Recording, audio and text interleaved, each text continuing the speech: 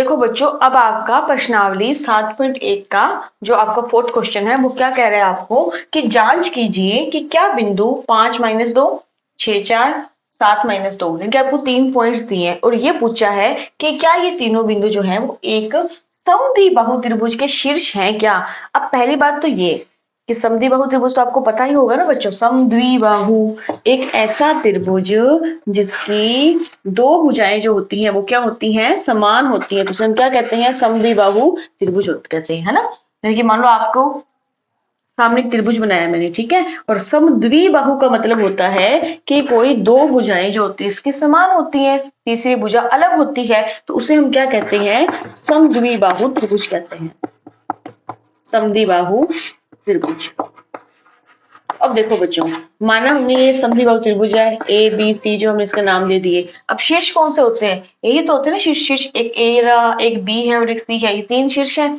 तो वो आपसे पूछ रहा है कि आप बताइए कि जो हमने आपको 3 पॉइंट्स दिए हैं ना, ये सिद्ध करके बताओ कि क्या ये तीनों पॉइंट्स जो हैं वो किसी समद्विबाहु त्रिभुज के शीर्ष है क्या। अब देखो बच्चों, आपको पता है, एक बात हमेशा ध्यान रखना, आपको जो भी प्रश्नावली दी होती है ना उसमें से कोई क्वेश्चन आता है। अब आप बोर्ड एग्जाम कर रहे हो, ठीक है, बोर्ड एग्जाम दे रहे हो, बोर्ड एग्जाम के अंदर आपके सामने क्वेश्चन आएगा, तो ये तो आपके सामने क्वेश्चन को देखते ही आप समझ जाते हो ना कि भाई ये उस प्रश्नावली में से आया है, क्योंकि प्रश्नावलियों के नाम आपने पढ़े होते हैं जो इस हिसाब के क्वेश्चन अगर आप देखा होता आपने कि हाँ भाई ऐसे वाले क्वेश्चन तो मैंने ना एक सातवीं प्रश्नावली थी निर्देशांक ज्यामिति वाली उसमें पढ़े थे, तो कहीं ना कहीं आपके माइंड में इमेज तो होती है। और एग्जामिनर जो है, हमेशा ध्यान रखना, ऐसे तो नहीं कहीं और से क्वेश्चन उठा के लेके आएगा, वो भी तो चाहता है कि आप क्वेश्चन को सॉल्व कर सके। तो प्रश्न के अंदर ही उत्तर छिपा होता है, बस हमारा काम क्या होता है, उसको ढूंढना, उसको फाइंड करना। अब क्योंकि प्रश्न कौन सा है, प्रश्नावली में से है, निर्देशांक ज्यामिति वाले में से है, और अब तक हमने 7.1 में क्या पढ़ा बताइए, हमने सिर्फ और सिर्फ एक दूरी सूत्र पढ़ा है ना कि दो बिंदुओं के बीच की दूरी को कैसे निकाला जाता है, देखा जाए तो अब मुझे ये बताओ, अगर आपको पता है कि दो बिंदुओं के बीच दूरी निकालने का सूत्र है मेरे पास, तो अब मुझे ये प्रूफ करना है कि क्या तीनों पॉइंट्स जो हैं एक समद्विबाहु त्रिभुज के शीर्ष हैं या नहीं है।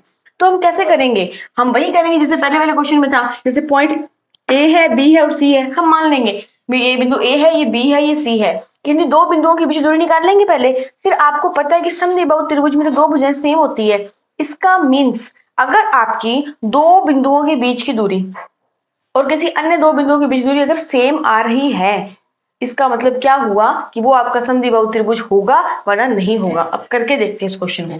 जैसे मान लो कि आपका एक पॉइंट दिया हुआ है 5-2 और एक पॉइंट दिया है आपको 6 और 4। सबसे पहले हम इस पॉइंट्स को लेके चलते हैं। मान लो इस पॉइंट का नाम ए है और इस पॉइंट का नाम जो है बी है। हम ये देखते हैं कि इनके बीच में जो है वो दूरी कितनी होगी। अगर हम ए और बी के बीच में दूरी देखें तो ये ए पॉइंट है, ये बी पॉइंट है, ठीक है। अगर हम इनके बीच की दूरी देखें कितनी है, तो सबसे पहले इनको फाइंड करते हैं। अब वही आपको पता है दूरी सूत्र का, तो अगर हम दूरी सूत्र निकालते हैं तो वो क्या होता है, देखो एग्जाम में आप जितनी बार क्वेश्चन को सोल्व करोगे ना उतनी बार आपको फॉर्मूला लिखना है। यहाँ पे आप क्या कर रहे हो, बहुत सारे क्वेश्चन सोल्व करते हो प्रश्नावली के, तो आपको पता, हमें पता तो है फॉर्मूला क्या है, क्यों बार बार लिख रहे हैं। लेकिन एग्जाम्स के अंदर क्या होता है, एग्जामिनर को थोड़ी ना पता है कि आपको आता है कि नहीं आता, जो आप लिख के आओगे उसको तो वही दिखाई देगा। तो एग्जाम्स के अंदर आपको ध्यान रखना है, फॉर्मूला लिखने में आलस नहीं करना, इसके मार्क्स होते हैं x2 माइनस x1 की होल स्क्वायर प्लस में y2 माइनस में y1 की होल स्क्वायर। तो अब आप देखिए बच्चों, A B is equals to under root में x2 की वैल्यू कितनी है 6 माइनस में x1 की वैल्यू कितनी है 5 स्क्वायर प्लस में y2 की वैल्यू कितनी है 4 माइनस में y1 की वैल्यू कितनी है, देखो ये वाला माइनस था सूत्र का, ठीक है, और ये वाला जो आप लिखोगे आगे y, जो आप वैल्यू लिखोगे y1 की, वो क्या है -2 है, वो भी माइनस का 2। अब चाहो तो ब्रैकेट में लिख लो, एक स्टेप और लिख लेंगे, कोई दिक्कत नहीं है, स्क्वायर कर दो। अब आप देखिए A B is equals to वही अंडर रूट 6 में से 5 में कितना बचेगा, एक बचेगा, एक की स्क्वायर करोगे तो एक ही आएगा प्लस में। अब यहाँ देखो बेटा, माइनस माइनस क्या होता है, प्लस होता है, तो अब यही सॉल्व कर दो, माइनस माइनस प्लस होता है, इसका मतलब ये वैल्यू प्लस में आ जाएगी। अब आप मुझे बताओ 4 और 2 कितने होते हैं, 6 होते हैं, और 6 की स्क्वायर कितनी होगी 36 होगी। जब आप इसको सॉल्व करते हो तो वैल्यू कितनी आई है 36, और कितने होते हैं 37 होते हैं, यानी कि ए बी की वैल्यू आपके पास आ गई अंडर रूट में 37। और आपको पता है कि 37 एक अभाज्य संख्या है जो और किसी के पहाड़े में नहीं आती, यानी कि हम उसके अभाज्य गुणनखंड करके या कैसे भी करके वर्गमूल नहीं फाइंड कर सकते पूरा पूरा, ठीक है। आप इसको ऐसे पढ़ा रहने दो। अब इसको तो हम सोल्व करने से इसको छोड़ दिया। अब आपने क्या किया, दो पॉइंट्स के बीच दूरी निकाल ली। अब हम क्या करेंगे, ए और बी के बीच दूरी निकाल ली है, अब हम अगले दो पॉइंट्स के बीच दूरी देखते हैं। जैसे अब हम क्या करते हैं, बी और सी के बीच दूरी देखते हैं। जैसे आपका पॉइंट बी जो है वो तो है 6 4, ठीक है, और आपका जो बिंदु सी है वो जो है आपका दिया हुआ है 7 और माइनस का 2। ठीक, अपने मानना है एक बार से, मान लो ये है 5 माइनस का 2, इसकी वैल्यू मानी है 6 4 और ये मानी है 7 माइनस का 2। सिर्फ और सिर्फ अज्यूम किया है, कार्तीय निर्देश तंत्र के हिसाब से इसको नहीं बनाया है कहीं आपको कि मैम ये कोऑर्डिनेट्स में लग तो रहे हैं, तो आपको इस चीज का ध्यान रखना है, ठीक है। ये एक ओनली वैसे बनाया है, अज्यूम करके बनाया है। कार्तीय निर्देश तंत्र के हिसाब से बनाएंगे ना तो आपको दिख रहा है कि 6 4 वाली वैल्यू पॉजिटिव है, यानी कि वो बनेगा ऊपर प्रथम निर्देश तंत्र में। तो हमने सिर्फ ओनली समझने के लिए बनाया है, कार्तीय निर्देशांक जो हम शो करते हैं निर्देश तंत्र में वैसा नहीं बनाया है। तो अब आप देखिए, अब हम दो बिंदुओं के बीच आगे दूरी निकालते हैं बी और सी की। अब आपको पता है बी सी के बीच दूरी निकालोगे तो फॉर्मूला तो वही रहेगा ना, क्या x2 माइनस x1 की होल स्क्वायर प्लस में y2 माइनस में y1 की होल स्क्वायर। अब आप देखिए BC इज इक्वल्स टू, अब आपका x2 क्या है यहाँ पे 7 है, माइनस x1 कितना है 6 है स्क्वायर, प्लस में y2 की वैल्यू कितनी है आपके पास माइनस का 2 और y1 की वैल्यू कितनी है प्लस का 4 है, लेकिन सूत्र का माइनस है तो माइनस का हो जाएगा और स्क्वायर। अब आगे देखिए, ये इसको सोल्व करते हैं। 7 में से 6 गया तो कितना बचेगा, 1 बचेगा। 1 की स्क्वायर कितनी होती है 1 होती है, प्लस में माइनस का 2 और माइनस का 4 कितने होते हैं तो माइनस माइनस प्लस होते हैं, तो माइनस का 2 और माइनस का 4 माइनस के 6 हो जाएंगे, और माइनस की 6 की जब आप स्क्वायर करते हो तो माइनस की तो प्लस हो जाएगा और 6 की स्क्वायर कितनी होती है 36 होती है, ठीक है। तो बताओ, अब आपने BC को सोल्व किया तब भी वैल्यू कितनी आई आपके पास अंडर रूट में 37 आई ना, 36 और 1 37, अंडर रूट 37 आई। क्या आप इसको सोल्व कर सकते हैं, नहीं कर सकते। तो पहली बात देखिए, यहीं से माइंड में एक इमेज तो बन गई कि जब आपने AB की बीच दूरी निकाली तो भी आपके पास कितनी आई अंडर रूट में 37 आई, ठीक है। जब आपने बी सी की बीच की दूरी निकाली तो भी आपके पास कितनी अंडर रूट में 37 आई, ठीक। यानी कि दो भुजाओं की दूरी तो सेम आ रही है आपके पास।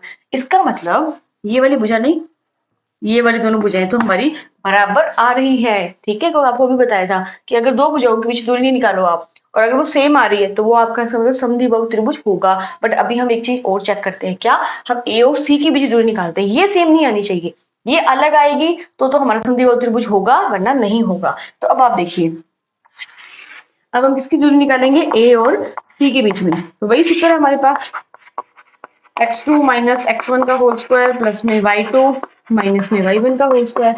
अब आप देखो बच्चों, ये सोल्व करते हैं इसको। x2 की वैल्यू कितनी, अब आपको इसके बीच में देखना है, तो x2 कितना है आपके पास 7 और x1 कितना है 5 है, तो लिख दिया मैंने 7 माइनस 5 का स्क्वायर प्लस में y2 माइनस y1, y2 की वैल्यू माइनस का 2 माइनस सूत्र का था, y1 की वैल्यू माइनस का 2। अब देखो ध्यान रखना, ये भी माइनस फॉर्मूले का है, आगे वाली वैल्यू माइनस में, तो माइनस माइनस क्या हो जाएंगे प्लस हो जाएंगे, ठीक है। और वैल्यू 2 है उसका स्क्वायर है। अब आगे देखिए, AC इज इक्वल्स टू, बताओ 7 में से 5 गए तो 2 बचेंगे, 2 की स्क्वायर कितनी आ जाएगी 4 आ जाएगी, प्लस में माइनस का 2 और प्लस का 2। अरे भाई माइनस प्लस कितने होते हैं, माइनस ही होते हैं। 2 में और 2 कितना हो जाएगा 0 ही होएगा ना, ये देखो, क्योंकि आपने क्या था y2 minus y1, then y2 minus का 2 है और y1 जो है वो माइनस माइनस करके प्लस हो गया, देन ये आ जाएगा 0 और 0 की स्क्वायर क्या आएगी 0 ही आएगी, तो ये आ जाएगा 0। अब आप बताओ बच्चों, 4 में आप 0 जोड़ोगे कितना आएगा 4 ही आएगा, अंडर रूट 4, और आपको पता है 4 एक पूर्ण वर्ग संख्या है, तो AC आपके पास कितना आ गया 2 आ गया। तो अब आप बच्चों इसमें एक चीज अच्छे से गौर से देखिए, क्या कि जब आपने AB के बीच की दूरी निकाली तो कितनी आई अंडर रूट 37 आई, BC के बीच की दूरी निकाली कितनी अंडर रूट 37 आई, लेकिन जब आपने AC के बीच की दूरी निकाली तो वो वैल्यू आई आपके पास 2, यानी कि दो भुजाओं के बीच की दूरी तो देखो सेम आ रही है ना, ये भी अंडर रूट 37 है, लेकिन तीसरी भुजा में जो बिंदु दिए हैं उनके बीच दूरी क्या आ रही है अलग आ रही है। इसका मतलब जो हमने फैक्ट पढ़ा था कि अगर दो दूरियां सेम आ रही हैं तो इसका मतलब ये हुआ कि जो आपको पॉइंट्स दिए हैं ना ये तीनों, ये एक समद्विबाहु त्रिभुज के शीर्ष है। तो बस आपको क्वेश्चन इतना ही लिखना है, उसके बाद आपको सीधा सॉल्व करके ये लिखना है कि हाँ ये तीनों बिंदु